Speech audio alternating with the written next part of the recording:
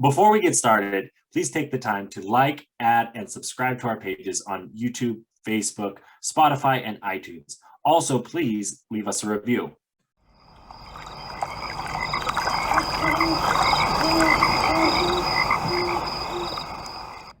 They ended up getting the bear, right? All of the glass and stuff in the bear, in the mouth of the bear, like that bear was living a very struggled life. It's got stuff in its body that's not made from it, that's not meant to be in it, and it's because people are just throwing garbage and stuff, and it's eating glass because there's a little bit of honey. We can wander our way over, because this is Wandering Ways.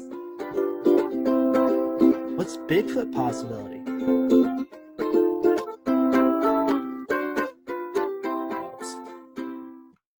Clink. Clink. Well, that was a delayed clink, my guy. I know. You know what it was is I think the internet connection lagged on my end, and I actually thought you weren't going, so I held it for a second, and then I was like, I'm pretty sure we're going, and then I heard clink, and I was like, oh fuck, I'm late. Well, good thing that this is mainly our audience comes from the Spotify and iTunes. Oh, I guess Spotify has video now. You're the one who checks the numbers, so I don't know how many people get to see our beautiful faces and get to see that delay there. But welcome back, Wanderers. Welcome back to another wonderful Wandering Ways Wednesday. And we're back live. We're here to talk Glacier National Park today, which I am super excited because we love Glacier. And yeah, this guy always quick to jump into things. Always. Well, let's just go. I'm just introducing it to the it's been a week, and you're just like, let's just get on to business. Like, I guess not a hi, how are you? How's this been? Well, I mean, you know why, but you don't know why, but you do know why. Yeah. Getting right to it. I mean, I'm excited. I'm like, mountain goats, moose, and grizzly bears. What more can't a person want? Well, no moose this time, actually. Well, not this time, but they're there. That's true. They live there. They call the park their home, They do. They call it home, mostly on the east side, I believe. That's what they say. Who was it we were talking to when we were in Glacier? They saw a moose. Oh, it was Gracie. Is it Gracie? Grace. Oh, Grace. Yep. You need to reach out to her. Yes, I know. Hopefully by the time this comes out. Exactly. No, exactly. It's good. What you got going on? What I know you just came back from Crater not too long ago. Either coming back, going to, we haven't quite figured that part out yet, but no, biking Crater. Outside that, I've been making the most of the little bit of time that I have. I went up to World Championships for track and field, which was wild to experience. I'm not even a track and field guy, but to be able to be in a facility with people from all over the world, was able to meet people from Trinidad and Tobago and cheer on their 200-meter runner, so the global aspect of an event like that is really cool, which is why I think I like traveling, especially in natures, and stuff, as I can see and meet and talk to people from everywhere and anywhere, and realize that they are literally just like me. Honestly, I feel like everywhere you go and travel, people they just want to live a good, long, happy life. 100%. When it comes down to the base of it, and in everyone's world, it's their intentions are good intentions. Even some of the negative intentions in their world, it is a good intention. Everyone makes decisions based on their life. They're doing the best they can. Yeah, they're trying to be happy. They're making decisions that they think will make them the happiest. And other interesting part about when you travel and meet people like that, oftentimes they have the same problems you do. Like it's just written in a different format. It's the same problem. It's the world, man. Yeah. You just got to live with it. No, 100%. No, it's good. I mean, what? I don't know. Have you done anything? By the time this episode come out, I do a lot of crazy stuff all the time. I'm probably going to see my boy Jared. I'm trying, like I said, I'm trying to convince him to go down to the Tetons. If I could convince him to go down there, I think it's worth talking about it here on the podcast. Talking about the Tetons with you guys. But I don't know. I mean, I got to do, like I said, steaks in bear country. It's coming a thing. You're going to see me out there making steaks in bear country.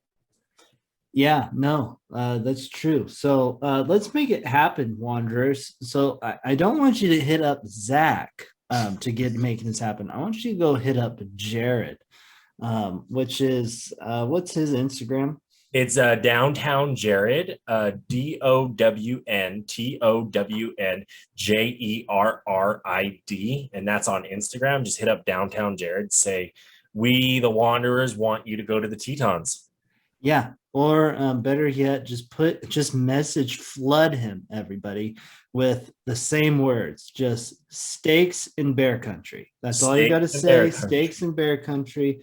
Let's get some peer pressure going, and let's get old Jared to go with Zach down to the Tetons so they can have some steaks in bear country, and maybe, who knows, hopefully not, because then I have to look for a new podcast partner. They may become steaks in nature for a bear.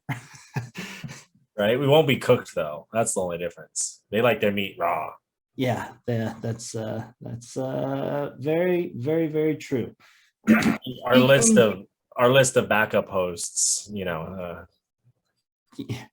don't know. Speaking of Glacier, we're gonna, I guess, hop into our breakdown of good old Glacier National Park, because that is honestly why you're probably here listening to the podcast days, because you want to know some more about Glacier. If you've been listening, we went recently. We've been many a times. And honestly, I think we can do a pretty good breakdown of Glacier. So that's why we kind of thought, let's give you a breakdown of Glacier. Well, I mean, we have a breakdown episode out there, episode 35, I believe. Yeah, I think so. I know so. And it's a good one. It's a good little 101. With this last trip, we learned some new things. We were able to do the chalet, which was new. We are able to experience the park with a lot of water and snow, and all the other Glacier trips we've been on. There's a few other episodes out there that are looming that you definitely dive into and listen. And really, when you're planning that trip to Glacier, we hope we're giving you that just like smack dab. Here's what to expect. Yeah, for sure. And the one thing, just to get right off the bat, that I would think about is the time of year you're going to go to Glacier. We've mentioned it a little bit here and there before. It seems to be that the park is fully opening later than on average later. So if you are trying to experience everything in the park, you may have to wait till end of July and be into August, September, and then maybe October. But October could get bad. Yeah, I mean, even August, sometimes late August, you'll start getting those early September, those snowstorms that come, up. It's the rain up there, down below, but it's the snow up there. Yeah. But really, like, if you want to do Going to Sun and you got your permit scheduled, you did all the right things, and that is something. Going to Sun, I feel like that permit system's never going away. No. So just buy into it now. Check it out, do it. But there is stuff to do in and around Glacier, including Kalispell, including Browning, including Waterton, including the Flathead National Forest to the west. There's stuff to do all times of the year as well. So don't be like, oh, I don't want to go up to Glacier because it's December. No, go to Lake McDonald, go see the snow, but then go into Flathead and go experience the stuff around there, the ski resort in Whitefish, or something like that. Yeah, no, totally. So you just have to be, I mean, you could still make the trip happen. You can still see a lot, even if the park's not fully open. Our trip this last time is full on proof of that. Um, but yeah, so think about the time of year. Highly recommend probably end of July into August. But even then, you could hit fire smoke. That just kind of depends. And that changes the game of Glacier too, because you don't get those beautiful views. Yeah, that does. So you just really honestly gotta pay attention and be ready to switch plans if you need to when you do go to Glacier. It's a gamble. Glacier is a gamble, but that's what I think makes it special too, because every time we've done Glacier, it's been a gamble. From what backcountry hike do we want to do? To is the Going to Sun Road going to be open? Is the Logan's Pass hike going to be open? Are we going to find parking at said parking lots?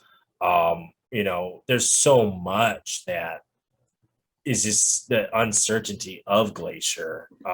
But I like that. I mean, well, spoiler, it still makes my top 5 favorite parts, even with it being a gamble. So, the gamble is worth it, everybody.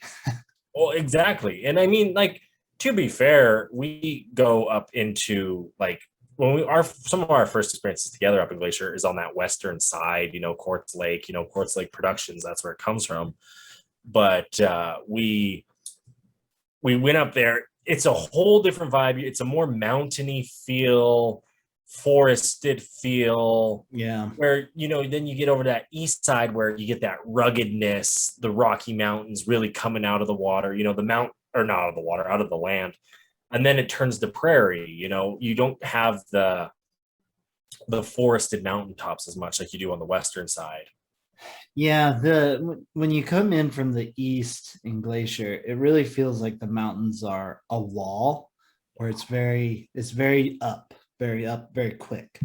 Whereas the west side still goes pretty quickly up. It just feels more gradual to get up from that west side, which is why I think you see more. Well, that probably has to do more with where weather is coming from. But why there's more trees, kind of.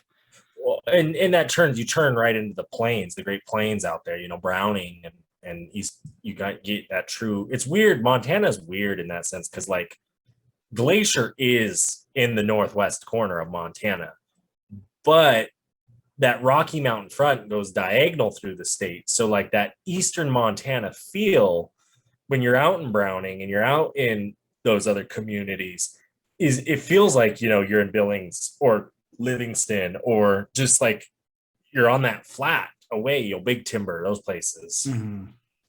But it's interesting. It's what makes it unique. I mean, you have the 4 different ecosystems. They say you get the map when you walk in, and Glacier's kind of a convergence here of you get like the northern and southern Rocky Mountain species, you get the prairie species, and you even get like the marine species from like the Pacific Northwest to influence on the park, which is also cool because it's the continental divide, and it's an interesting continental divide where you have like the Saskatchewan River coming out of Waterton and in the north going into the Hudson Bay.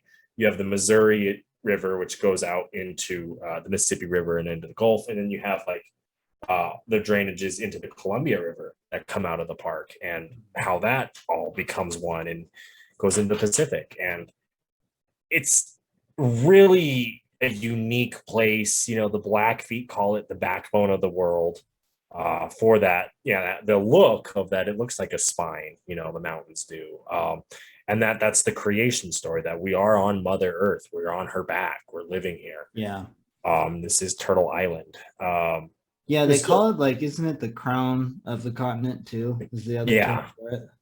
Which, I mean, on our Iceberg Lake this last trip, I totally made that comment of like looking up and I said, that looks like a castle. Yeah, it does. It does kind of have that feel now that I think about it. But I think the crown of, or the back, or the backbone works too. Crown or backbone of the continent, because of where the rivers go. Right.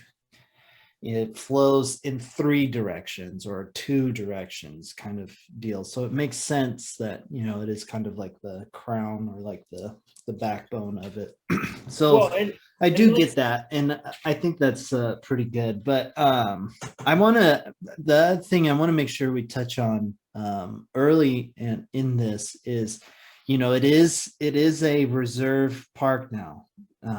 You have to, for the going to Sun Road, and then I believe they might even have timed entry too. I think that is the reservation system for the going to Sun is a time entry system. The timed entry. Where it is like you put in for I want the 4 o'clock going to Sun permit or whatever. It is also interesting too because you say that it's a reservation park, and that carries over to campgrounds. I think of like Yellowstone Park, and when the first come first serve campgrounds are hard in Yellowstone. They're hard. Honestly, they're hard in almost every park. Yeah, I've barely had any success for a first come first serve campsite, and the parks I have success in are the Glacier, because it's like I woke up at 6 a.m. and got there at 8. Yep. Because I was hungry for a camp spot. Yeah, that's been my success too. I've only ever gotten a first come first serve in Zion. Yeah. And that's because we were there early. And I mean, we had to wait in a line of cars that day. So, well, I think too that when it comes to Glacier, I look at like these campgrounds, right? So you have like the Pole Bridge, Bowman Lake, the Bowman Lake, Kintla Lake, like those kind of campgrounds up on the western side. Those ones I feel like are easier to get that first come first serve because you don't really have as many people in that area. Your hot spots are going to be Fish Creek, Apcar, Sage Creek, Avalanche Creek, because they're all kind of around that Lake McDonald, and then West Glacier and all the campgrounds in that area. Yeah. And where our success in camping has come from when we want that West Glacier feel, because that's kind of the way we're coming up. That's where a lot of people are, is finding that KOA or that Glacier campground or one of those private campgrounds. Yeah, you're paying a little more, but like you're guaranteed a spot. Yeah. And I mean, we have camped in the park too. We did it in, was it Mini Glacier with Vince and Phil? And then you and I were able to stay at Fish Creek too. Oh yeah, we stayed at Fish Creek, and then I mean we did the backcountry as well. Exactly. So we have done it. And the camping's good. It's classic kind of campgrounds. All very good, well maintained. Super nice because you're in the park. So well, and yeah, it's beautiful. And anytime you can camp in the national parks, I do think it's just a different vibe. Like I said, I've been able to camp in quite a few of the Yellowstone campgrounds. Mm-hmm. And just when you do get in there, it's being in the park is a lot different than being out of the park. And I say that and I don't say that at the same time, because like you get that campground feel like at like the Glacier campground that we stayed at. Mm-hmm. But sometimes when you're in the park, you do get more of a park feel. Yeah, I do get what you mean by that. The campground is almost quieter in the park in a weird way. I do get what you mean by it. The thing is I don't know how I can really describe the difference. Right. Because I think it's definitely something like you might only be able to really get it once you experience it type deal. Well, I think part of that is a lot of people there are only in that campground for the most part for 1 to 2 nights. Yeah, that could be true. Whereas those other campgrounds, it's easier to book those longer stays. You get more RVs. Mm-hmm. You get more of the like permanent camp, like, oh, they brought the dirt bike, they brought the ATV, where you don't necessarily get that as much in the park because you're not using those items in the park. Yeah, no, that's a very good point, actually. it is for the most part pretty minimal when it comes to it. I mean, you'll get RVs in the park, but Oh yeah. it's not like they're setting up their shop there for the like 2 week stay or something. But I do think that that's the thing too, is a lot of these parks, they were built a long time ago, and these roads were built a long time ago, and some of these campgrounds were. So like the amount of RV spaces is Yeah. almost more minimal. I think there's Yeah. more, you get that. But then you go over to St. Mary and that side of the park, it's hard side only in that campground because of the bears. Yeah, that's true. So Speaking of roads, it was a very pleasant surprise to see the road to Mini Glacier was paved. Was redone. oh yeah, it was a bad road. Yeah, well, it's nice now. So That's it's very smooth now. They did a that's really good that job with it. I harsh mean, weather. some of it's still gravel, but for the most part, it's pretty good. Well, it's that harsh weather over there on that eastern side. You get those hot 100-degree summer days, and you get those -40 with the wind blowing 80 miles an hour in the winter. Mhm. It's crazy, man. That eastern side of like that's what I mean. If you like weather, you like snow, you want to go experience a blizzard, that east side of Glacier is going to be your ticket. Yeah, yeah. If you want to experience the harsh weather, go for the east side. You really sold it there. Well, I mean, like If in you the want to winter. experience a blizzard where you're going to freeze yourself, head on over to the east side because that's where it's going to happen. It is though. I I know you're not wrong. It's just I wouldn't normally. That's not how I would pitch the east side. In the winter, if you're looking for something to do in the winter and experience something cool, Eastern Montana blizzard, the Eastern blizzards, yeah, it's great. Yeah, no, the east side is worth checking out. I do recommend because I mean there's some good lakes over there to Well, go what's to. crazy too, and I think people actually ice fish some of those lakes, like for lake trout and stuff. But in the winter, a lot of those businesses, like East Glacier and West Glacier, are almost closed down completely. Yeah, You know, I believe it. It's hard to get to in the winter up there. and who wants to drive, X hundred miles on snow? Look, that's what makes it hard to get there.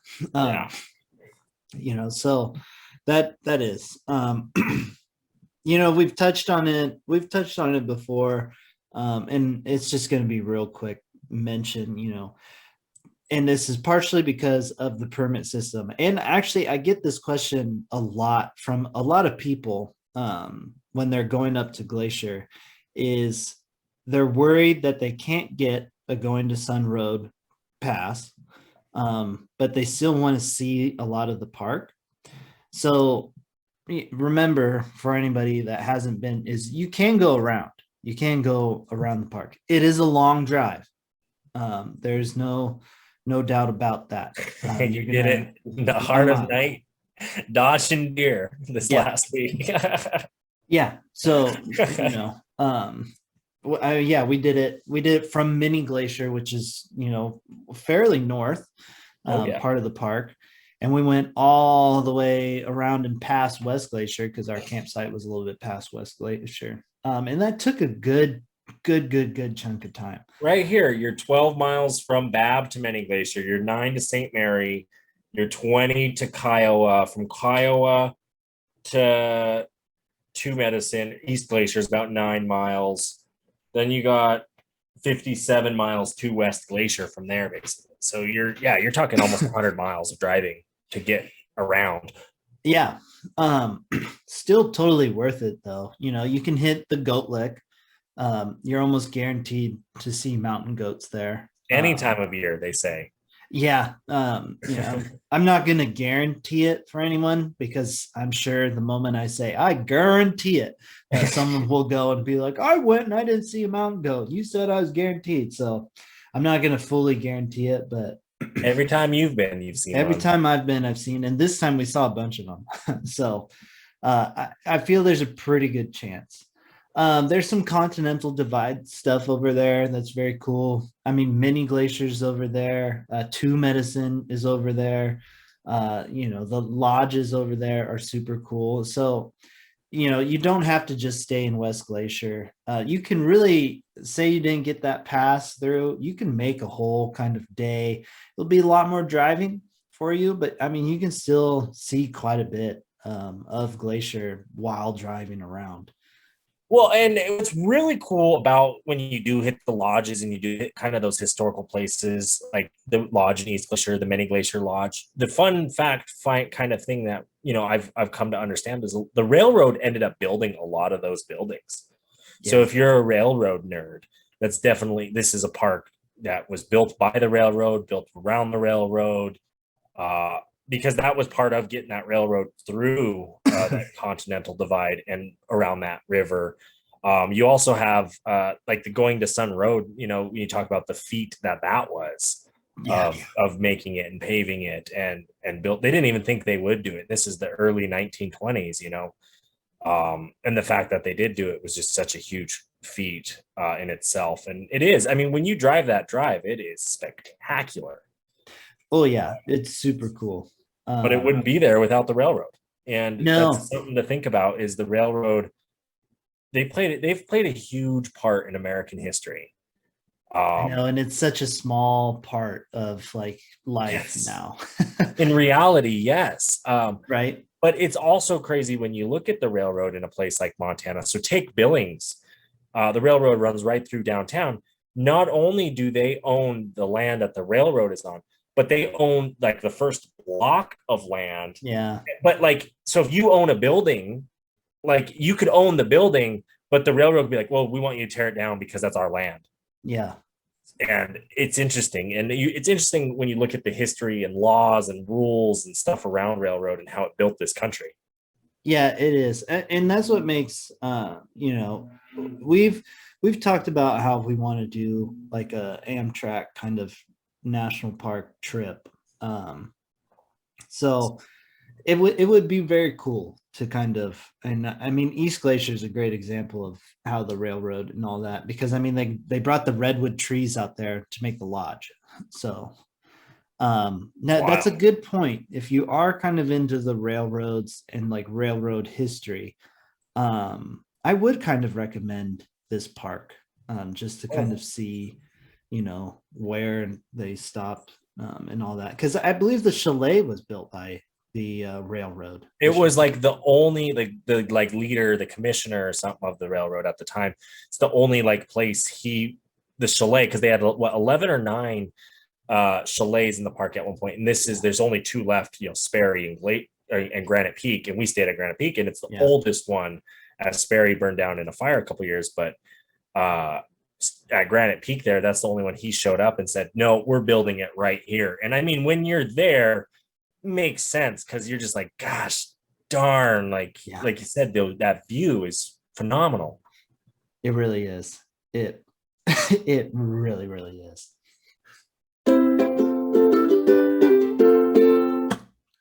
So I was kind of thinking of getting into sport fishing again, but I feel like I need a good quality net. Well, you know what, Reverend? I got the key solution for you. Our friends at Blue Ribbon Net make this eco-friendly aquafade bag, so you're not hurting the environment. It's 100% biodegradable. Plus, the wood is locally sourced, and it is also biodegradable, and it's just such a great company to use. The Blue Ribbon Nets, they're here in Bozeman, Montana, and we even have a discount code. That's right. If you use the code Rougarou10, that's right. That's my Jeep, the Rougarou. Rougarou10, RUGARU10. You're going to get some discount on a Blue Ribbon net. You can get the long one if you're fishing the big fish, or you can get just the good river one, if you're like me and just want to catch a lot of fish. So again, make sure you go check out Blue Ribbon and use the promo code Rougarou10. Hey there, Reverend. I heard that you might be running dry on your sticker supplier. Yeah, I've been looking around and I've kind of like run out of cool stickers to buy and put on water bottles and stuff. Well, I mean, have you seen the stuff Josh has been coming out with lately? No, I have not. Well, he is doing some really cool stuff with the Shop LS574. Yes, they're working with indigenous communities and making some really cool stickers. He has a really cool Buffalo Mountain sticker. There's even water bottles, hats, sweatshirts, the whole swag. And we even got a discount code for you guys. Yes, if you use Wandering Ways at Shop LS574, you're going to be getting a discount on your next purchase. But not only that, you're going to be giving a percentage of that sale to the Little Shell Tribe, as well as they donate $1 of every sale to murdered and missing Indigenous women. So just such a cool thing going on there. You know, you use the code Wandering Ways, WANDERING and you put that in there, boom, you're getting a discount.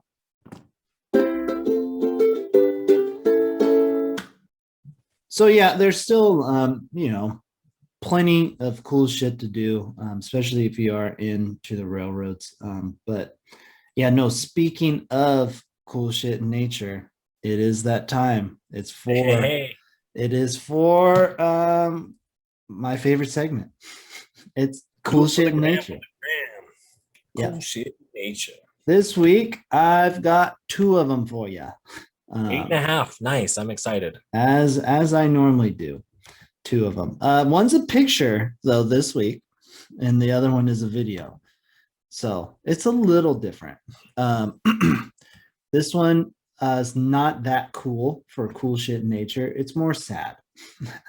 But I thought this was a good time to bring it up because this has glaciers, and we're talking Glacier National Park. So for the people just listening, this guy recreated a picture. And what he is, I believe this is actually up in Alaska. It could be. Don't quote me on that. But essentially, top picture is a black and white one, and there is a massive wall of ice in front of him, and you can see just the peaks of these 2 kind of mountains. Below it is again the same kind of picture. It's a guy in a boat, a little bit more updated boat, looking at the same view, not as much ice. What's striking to me is when you look at the mountains, they have more snow in the smaller ice photo than they do with the larger ice, which should say something. Probably because the picture on the top is probably taken in summer when there is no ice and it's hot, whereas the one on the bottom is probably taken in spring. No, because look at you look at like the peak of the one on the left. There's like clearly some big snow chunks up there that aren't there in the other one, and it's super sad. Very much so. These glaciers are melting. They joke that Glacier is going to be called Glacierless Park, but it just sucks. I mean, climate change is really in the news at the time of this recording because it's freaking hot everywhere in the world.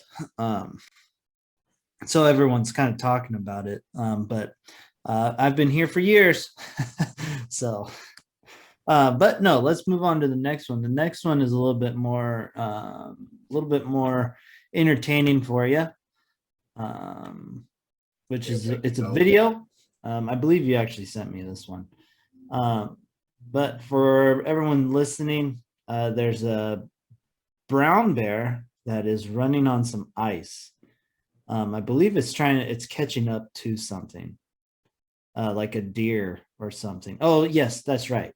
A deer's trying to escape and ends up swimming across, and the bear catches up to it. Watching and then there's that one video you showed of the bear running up the river, and to me, what's wild is like the way bears run in water is they almost run faster in water than they do on land. It looks like sometimes.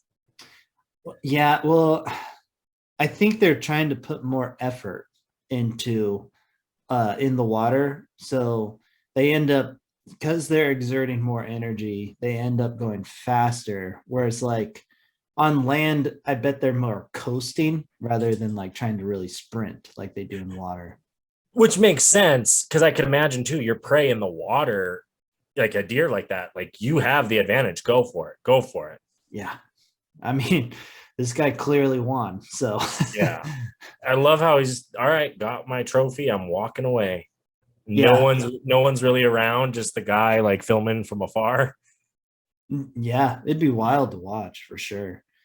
Oh, that'd be cool. Yeah. But anyways, yeah, so that's cool shit in nature. Good segment as always. Good segment talking about the bears and the nature being nature and all that fun stuff because it's important to right here, talk but share nature. Exactly, because look at right here, right in the newspaper that Glacier gives you, a fed bear is a dead bear. Yeah, which actually is a great transition to a fun story. Well, I don't know, fun, but a story we heard up on the or in the chalet about. We heard a little bit about the Night of the Grizzlies, and I don't want to really necessarily go into that part of it too much, but they talk about like before that night, they actually thought like bears will not attack you, so they would like openly feed bears. Like people stood at the chalet we stayed in and like threw food off the balconies to watch these bears. Well, and what's interesting about that is when you hear about those bear attacks, right? It was like, oh, this one went like was getting raggedy, it was getting old, it was getting blind, it was hurt, and then it started coming around and killing people, which is interesting because I think the main takeaway that I got from the story when you hear about the old and raggedy is, so the night of the bears happened, night of the grizzlies, they ended up getting the bear, right? All of the glass and stuff in the mouth of the bear, like that bear was living a very struggled life. It's got stuff in its body that's not made from it, that's not meant to be in it, and it's because people are just throwing garbage and stuff, and it's eating glass because there's a little bit of honey in the glass, or it's eating a tuna can because there's a little bit of fish, and it doesn't, it's just like, I want all the fish.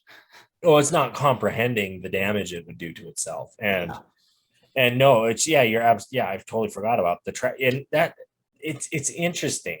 It really is interesting when you look at bears, because to me, we've had this talk before with bears, is they're not gonna they don't get aggressive. When you look at Glacier Park and bear deaths in Glacier Park, well, it was like 9. Yeah, that's very low number. And 90% of them, 70% of them were sow and cubs. Yes. Which, no shit. Yeah. You see a mama bear and cubs, you see a mountain lion and kittens, get the fuck out of there in the most respectful way possible. 100%. So no, that's actually a very, very good point to bring up. They are something to take serious, but at the same time, if you let it do its thing and don't feed it, you'll be fine. But just because there's bears out there and maybe you are slightly afraid of them, there's still tons of stuff to do in Glacier. So that's kind of where we're going. I mean, obviously, I think the main attraction of Glacier is hiking. It's the sole thing to do. I think. I mean, it's not the sole thing, but it's the big ticket item. It's the what to do in Glacier. Go hike it. If you want to go experience it, go hike it. Yeah, I mean, it's definitely the number one thing I recommend to do is to hike it. But there are other stuff to do. You don't have to be a hiker. You can go for a horseback ride. And not only that, but you could do they have the old boats at some of the lodges. You could go do it. Two Medicine, you could take the boats. McDonald Lake, St. Mary Lake, which is cool. It's unique because some of those boats are older. Mm-hmm. You can bike it. We saw some bikers. I know that's something you want to do. Yeah, I really want to bike it. We saw a ton of bikes, a ton of e-bikes, so with the technology of bikes, biking, it's becoming more accessible, which is another great way to experience going to sun, because they'll open it up to bikes before cars, usually. Which is So cool. And if you think about that, like having an e-bike to do that, and you look at like the going to sun and what it really is, and you look at like the shuttle system of what Glacier has, I could see over time that going to sun road turning into like a bike and shuttle only road. I could too. In reality, I could very well see it Well, becoming that kind of a road. the safety. I mean, we've seen idiots who've like parked there, like, I'm going to do a U-turn on this road. No, you're not. Spoiler, you're not. um, Like, no, for sure. The biking it would be cool. We'll jump back into hiking in a second, because I want to. The other thing I want to point out of stuff to do in the park, which is also it's also the Wandering Ways podcast's retirement plan, is to be tour guides on the Red Jammers. the red jammers, yes. Yeah, so you can get the tour right in the Red Jammers, which is a tour bus essentially. And if you go, obviously not this year, not next year, but years down the road, who knows? You can have Ranger Zach and Reverend Mark in your Red Jammer leading that tour. So speaking it into Exactly. existence now. No, and another thing I think what's good to point out about this park is in all these places, kind of the main places, the Apgar, Lake McDonald, Many Glacier, Rising Sun, Two Medicine, you'll have restaurants. There's some good restaurants in the lodges. There's some other like grills and stuff nearby for those experiences. Because I do enjoy, to be honest with you, having some of the meals that we've had to in some of these parks. When it's like, yeah, we're going to go sit down here at Volcano House and look at the crater here in Hawaii. Yeah. We're going to sit in Many Glacier and look over the lake. Just the cool, unique things that they offer. But yeah, I mean, you want to get back into hiking, so get back into hiking. So what do you Well, got to I say? mean, because that's the big ticket item. I want to make sure that we like touch on it. We've touched on it a little bit in the last breakdown, and even actually in the review we did with Tyler and Matt. We talk about like, because when you think of Glacier, you really kind of think of mountains and mountain lakes. So Right. you're probably looking for hikes that get you to some sort of mountain view and then a lake, ideally surrounded by mountains. So right here in the map that they give you, in the paper that they give you, what I like here is they have like Lake McDonald, Logan Pass, Two Medicine, uh, which are just couple options here, and within those options, there's 56 hikes ranging from easy to difficult in each section. And it's funny, Mark. They rank Iceberg Lake as a very challenging hike. Really? Yeah, they're red, very challenging hike. I maybe because of the length. Well, and that, and then you look at right here. So like Apgar Bike Path was an easy one. So this is for everybody. Yeah. This is for, you're going to do that. That probably has, a little bit of pavement, for that. Avalanche Lake, they give it a challenging yellow. Yeah, which, it kind of makes some sense. Avalanche is the one I would recommend if you're looking for an easier hike, but you want like the typical like glacier experience where you hike Right. to a lake and it's just surrounded by mountains. Right.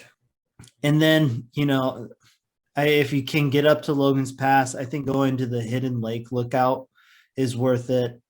You can honestly do Avalanche and Hidden Lake same day and you'd be pretty good. Yeah. If you're willing to do a little bit more elevation, maybe go down to Hidden Lake itself, like down to the actual lake.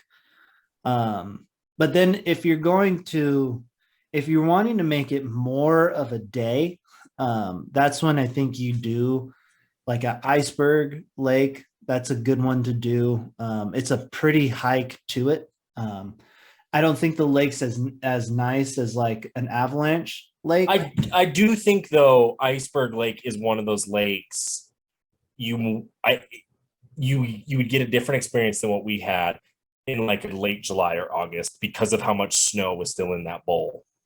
You could be right. That's very true. But not as big as Avalanche Lake.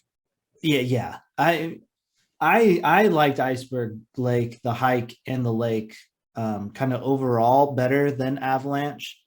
Yeah, same. But if you're looking to make a day of it and you're looking for a really good hike and a really good lake, I would actually recommend Cracker Lake.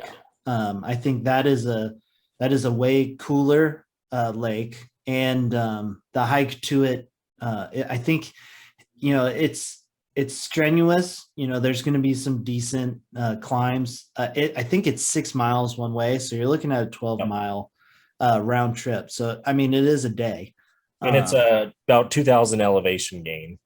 Yeah, so not bad. It's not bad. It's a great day hike in reality, and I think if you're looking for like doing one hike that day, I 100% think you should do Cracker Lake, just because the water is really cool in the lake. The way it sits around the mountains is very, very cool. And then the hike itself is just kind of a better hike, in my opinion. The next couple times we go up to Glacier, because I know we're not done going to Glacier. I know we're done for a while. I know. I want to get to that goat haunt area. Oh, from the chalet would be cool. That because honestly, it looks like you just walk that valley all the way north there. Yeah. Or taking the Waterton ferry you can do that. There's a boat there that goes to Goat Haunt from Waterton, which would be cool. But the two I want to do is I want to do the Trout Lake hike. They talk about that one as a good hike in the park. And I think looking at this map and looking at these hikes, I'm like, ooh, it's like a kid in a candy store. And there's from Rising Sun and from St. Mary, where we really haven't spent a lot of time around St. Mary. Mm-hmm. Just the visitor center and the like grocery store, like pretty much, yeah. But there's like some hikes to some lakes there. You got Red Eagle Lake and Otokomi Lake, which are just kind of, they look like it's on the other side of Cracker Lake there, that backside. So yeah, just some stuff that to explore and see more of Glacier, because I love going there. Yeah, 100%. And I mean, if you're not looking for like a lake hike, and if it works out, haven't done it, but heard fantastic things, seen fantastic pictures. Obviously, Highline. Yeah, I think that's like the Angel's Landing of Glacier, where everyone wants to kind of do it. So it's probably going to be very crowded, but it's probably definitely worth it. 100%. So all the pictures, all the stories, and that's the one cool thing I like about this park too, is if you're not doing it to hike, you're doing it with the family, you're doing it with the kids, you're doing it with the RV. You can't do Going to Sun because it's too big. All that, around West Glacier, around Hungry Horse, Columbia Falls, Whitefish, there's plenty to do. There's skiing in the winter, there's boating, recreation, there's Jeep trails, there's whitewater rafting, there's like even like a ropes course and maze and just weird different tourist attractions all up in down that area. So there's stuff to do. 100%. So no, I mean, Glacier's in my top 5. I love Glacier. I've been there. I probably will be back. Don't know when. I want to go explore the rest of the world for a little bit before I do head back, but I will most definitely head back. There's just too much cool stuff there. It's gone unseen, it's gone unseen. We need to go see it and tell you guys about it. You guys are probably like, oh, another Glacier episode or another Yeah, but the Yellowstone thing is episode. like, well, shoot, this is what my fifth time, Right. and you've done it what, six or seven? Oh yeah. That So I can like count, that I can remember. You know what I mean? yeah, yeah, and like there's a lot of this park that we haven't done, Right. and we've seen a lot of this park. So that this is a real tough park to kind of see it all in one trip.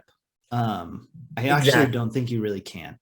Well, but no, I like the way you say that, because like you take like a Zion and just the fact, or a Bryce, where it's like it really is just that little canyon or that stretch where you can spend a week, or do a couple day trips or whatever, and do what we've done with Glacier essentially, and be like, okay, I have seen it all. Yeah. You can do that with, not necessarily a Yellowstone, but the nice thing about Yellowstone is it's very accessible by car Mm-hmm. to see the highlights of Yellowstone. So like in reality, I have it down to a math where I can give you a Yellowstone experience in one single day Yeah. that you would be content with Yellowstone. Like I don't necessarily need to go back. Yeah, that's very true. So But I mean, I love going back for my own reasons. So I'm gonna keep going back. But like you said, we got other places to explore, other things to do. I mean, I like Glacier. I like the ranger programs. They always have good ranger programs going on when you stop by any of the ranger stuff. we listened to a bear one when we got back. So It was neat. It was cool. She actually showed us the bear spray can and used it. yeah, it didn't have the caps in it in case the wind took it to people's eyes. But you were able. She taught you kind of how you should do it, which was super important. Well, what I like is she said like you want to do it in like 3 to 4 bursts. That she said like I think there's like 8 seconds of spray or 9 seconds of spray, and if you could do like 2 to 3 seconds bursts, because of the bear moving, you may have missed, the cloud and the wind and just all the factors that it gets the best by doing that. Being loud with the bear, being stern with the bear, being just very like, hey bear, I'm here, I respect you, I'm going to back away. Because with animals too, that's another thing. You show them that they are above you on the food chain, that you will respect them, and they will show you that same respect back. Yeah. No, they will for sure. It's just showing respect and being smart out in nature. I mean, it sounds silly to say over and over again, but not enough people do it. There's that famous quote from, I think, a Yosemite park ranger when asked like, why can't you design a better like bear proof garbage? And he says, well, there's a huge difference between the smartest bear and the dumbest person and the dumbest human. So, or the overlap, you said they overlap. Yeah, the overlap. My bad. Yeah, no, yeah. There's a huge overlap there. So, you just got to be smart. But anyways, I actually have to be that guy.